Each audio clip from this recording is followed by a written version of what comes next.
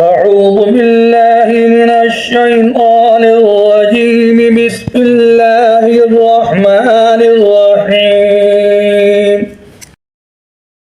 يسبح لله ما في السماوات وما في الأرض الملك القدوس العزيز الحكيم.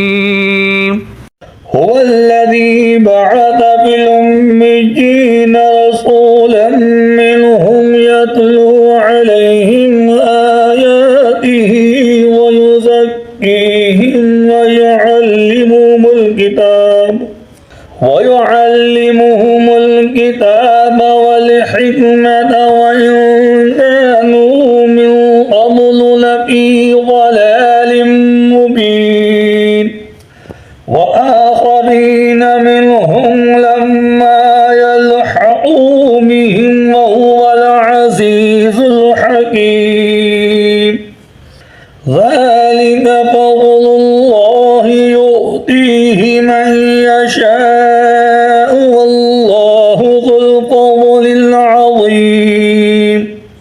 مثل الذين حملوا التوراة ثم لم يحملوها كمثل الحمار يحمل أسفارا. بئس مثل القوم الذين كذبوا بآيات الله والله لا يهدي القوم الظالمين. قل يا أيها الذين آمنوا إن زعمتم أنكم أولياء لله من دون الناس فتمنوا الموت إن كنتم صادقين ولا يتمنونه أبدا بما قدمت أيديهم والله عليم بالظالمين. قل إن الموت الذي تفرون منه فإنه ملاقيكم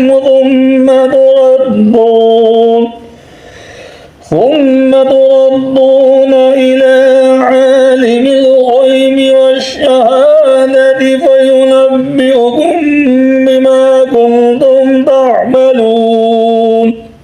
يا أيها الذين آمنوا إذا نودي للصلاة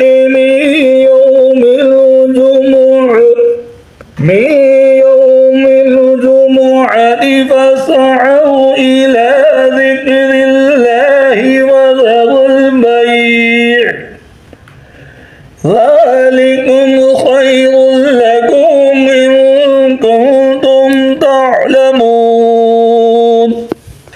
فإذا قضيت الصلاة فانتشروا في الأرض وابتغوا من فضل الله واذكروا الله كثيرا لعلكم تفلحون. وإذا رأوا تجارة أو لهوا انفضوا إليها وتركوك قائما. قل ما عند الله خير من اللهو ومن التجارة والله خير الرازقين. صدق الله العظيم.